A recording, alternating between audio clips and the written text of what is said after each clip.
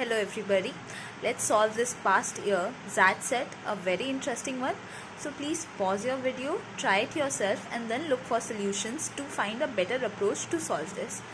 जब मैंने ये सेट पढ़ा तब मुझे पता चला कि इस सेट में प्लग इन इन्फॉर्मेशन थोड़ी कम थी in comparison to the deductive information. अगर आपको इन दोनों में डिफरेंस नहीं पता है, जो मैंने अपने पिछले वीडियो में भी बताया था, तो वो ये है कि प्लग इन इन्फॉर्मेशन वो होती है जो डायरेक्टली गिवन होती है.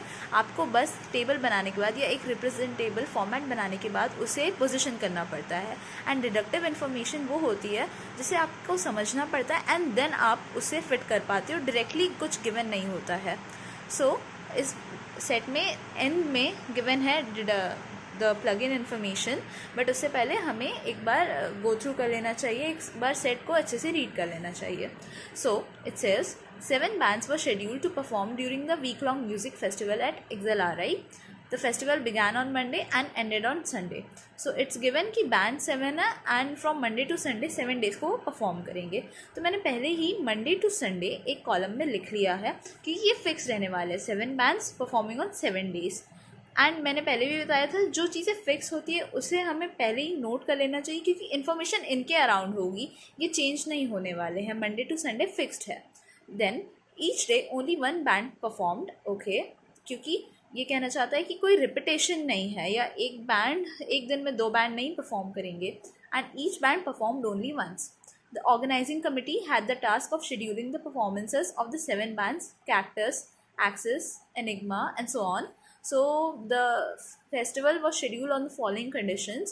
The performance of Bodhi Tree, the home band of XLRI, did not precede the performance of any other band. यानी कि जो XLRI का होम बैंड है वो है बॉडी ट्री, और उसके वो ऐसा बैंड है कि उसके बाद कोई वो नहीं हुआ, उसने प्रिसीड नहीं किया किसी भी अदर बैंड को, यानी कि उसके बाद जो है कोई बैंड आया नहीं, यानी कि वो लास्ट डे यानी संडे को आ सकता है. दैट इज़ बॉडी ट्री, जिसका टाइप है वो होम बैंड है.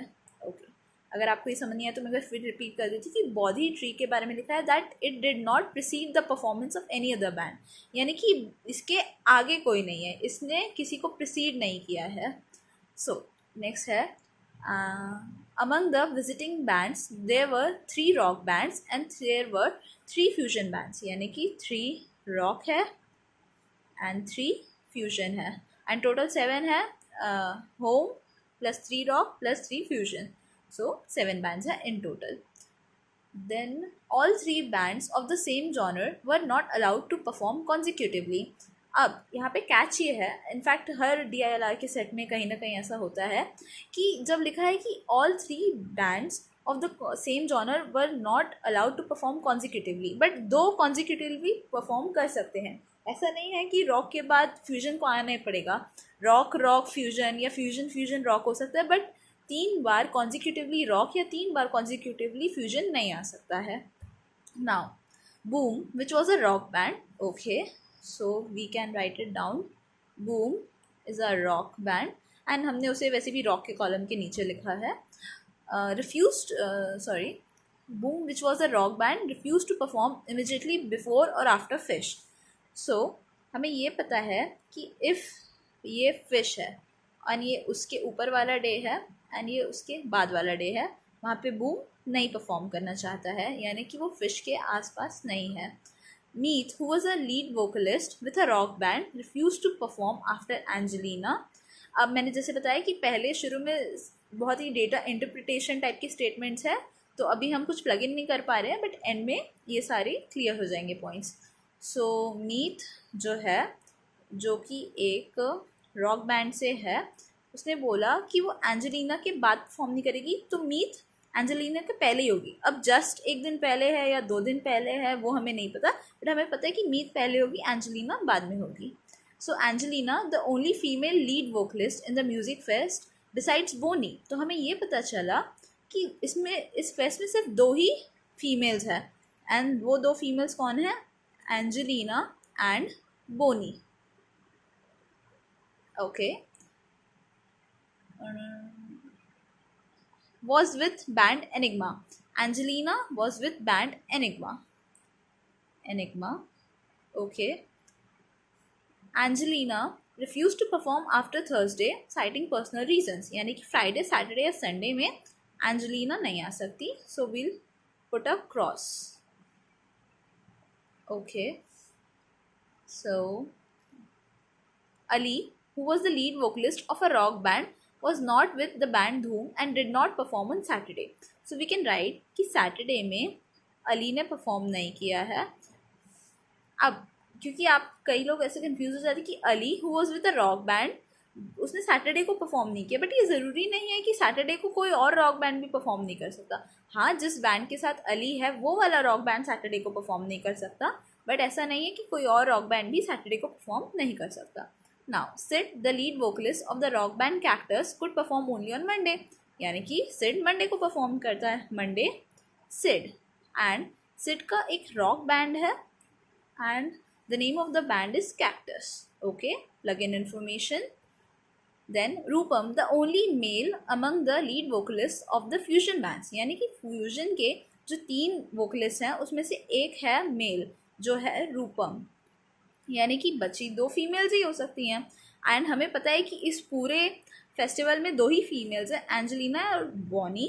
सो हमें ये पता है कि ये भी फ्यूजन में है, Angelina and Bonnie. So it is given that Rupam the only male among the lead vocalist of the fusion bands was with Fish and performed on Wednesday. ये भी एक प्लग इन इन्फॉर्मेशन है कि वेडनेसडे को रूपम ने perform किया है and रूपम का जो बैंड है वो है फिश एंड इनका जो टाइप है वो है fusion. Okay, none of the bands performed in the absence of their lead vocalist. Alright, so अब हमें ये पता चलता है कि हाँ, तो अगर आप देखेंगे एंजेलिना थर्सडे के बाद परफॉर्म नहीं कर सकती है, और अब थर्सडे से पहले 2 ही, यानी थर्सडे और थर्सडे से पहले 2 ही स्पॉट्स खाली हैं एंजेलिना के लिए, ट्यूसडे और थर्सडे. बट हमें ये पता है कि मीत ने कहा है कि वो एंजेलिना के पहले ही परफॉर्म करेगी, वो उसके बाद नहीं करेगी. तो मीत को एंजेलिना से 1 प्लेस पहले ही देना पड़ेगा. एंड थर्सडे और थर्सडे से पहले पे 2 ही पोजीशंस खाली है, तो सबसे पहली पोजीशन हमें मीत को देनी पड़ेगी एंड जो नेक्स्ट है थर्सडे की पोजीशन वो एंजेलिना को देनी पड़ेगी. अब एंजेलिना जो है वो फ्यूजन है, फ्यूजन बैंड की. तो अब हमें पता है कि 3 सेम टाइम के बैंड जो है वो कॉन्जिक्यूटिवली परफॉर्म तो नहीं करेंगे, यानी मीत को रॉक बैंड में होना पड़ेगा. नाउ वैसे भी ये गिवन था कि मीत एक रॉक बैंड में है. अब हमें ये भी पता है कि यहाँ पे भी फ्यूजन फ्यूजन फ्यूजन नहीं हो सकता क्योंकि 3 फ्यूजन बैंड्स कॉन्जिक्यूटिवली नहीं आ सकते, तो ये एक रॉक बैंड होगा. एंड हमें पता है कि 3 रॉक एंड 3 फ्यूजन बैंड्स है, तो अब ये जो एक स्पेस बची यहाँ पे आएगा fusion band. Now to go ahead, हमें ये पता है कि फिश के जस्ट बिफोर और जस्ट बाद बूम नहीं है, तो बूम जो एक रॉक बैंड है वो यहाँ पर नहीं है ट्यूसडे को, ना ही वो थर्सडे को है. तो रॉक बैंड उसके बाद है फ्राइडे को, तो यहाँ पे बूम को होना पड़ेगा. ओके, नाउ एंजेलिना का बैंड एनिग्मा है, ये भी गिवन था. Okay, now if we'll C,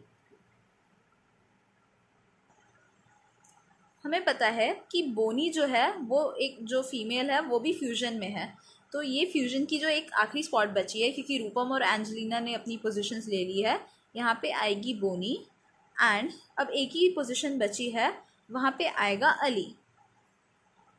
now regarding the bands, आखिरी में 2 पोजीशंस बचेंगी एंड कुछ सर्टेनली स्पेसिफाइड नहीं है कि इस पोजीशन पे कौन है.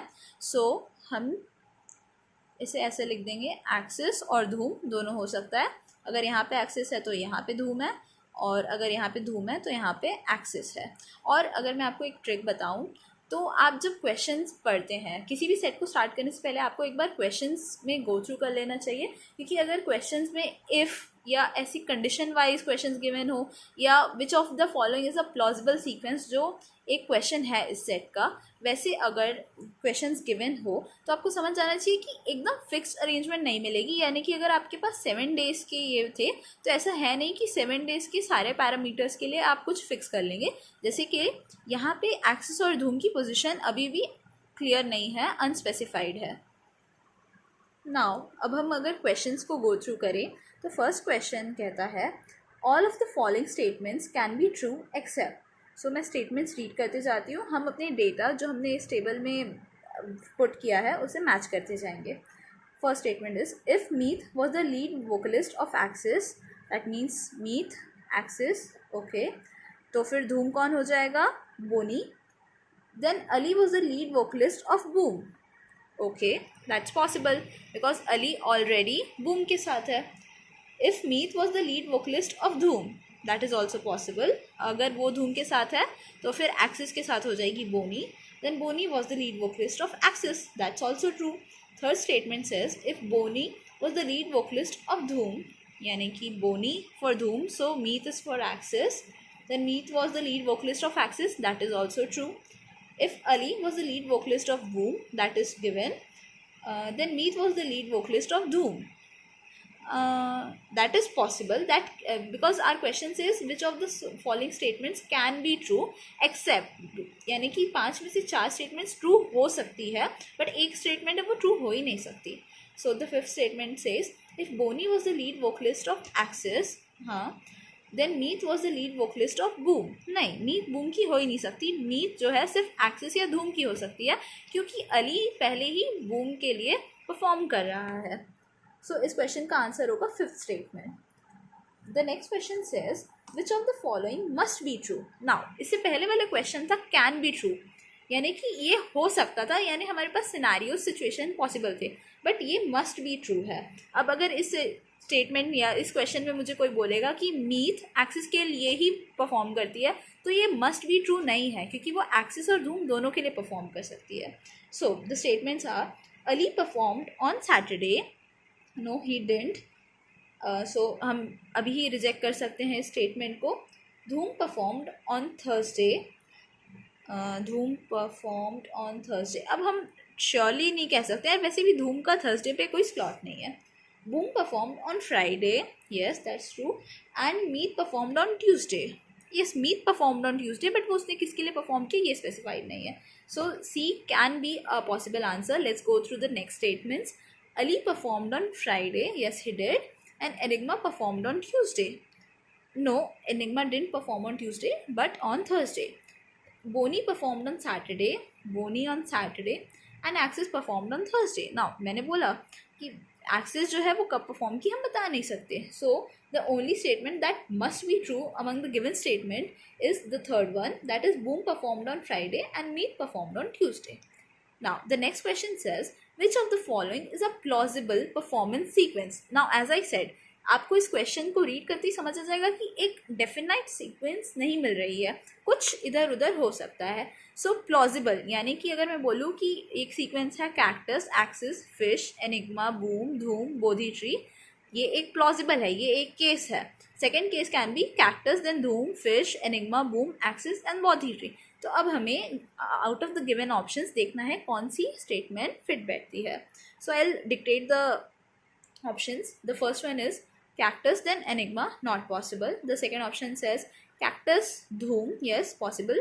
Fish then boom, no, fish के बाद enigma आता है, rejected. Third option says cactus then axis, possible. Then fish then boom, no, rejected. The fourth statement says cactus then axis, possible. Then fish then enigma, then boom, then doom, yes quite possible. And we'll keep this option on hold and check the fifth statement. The fifth statement says cactus then boom, not possible. So the statement or the sequence which was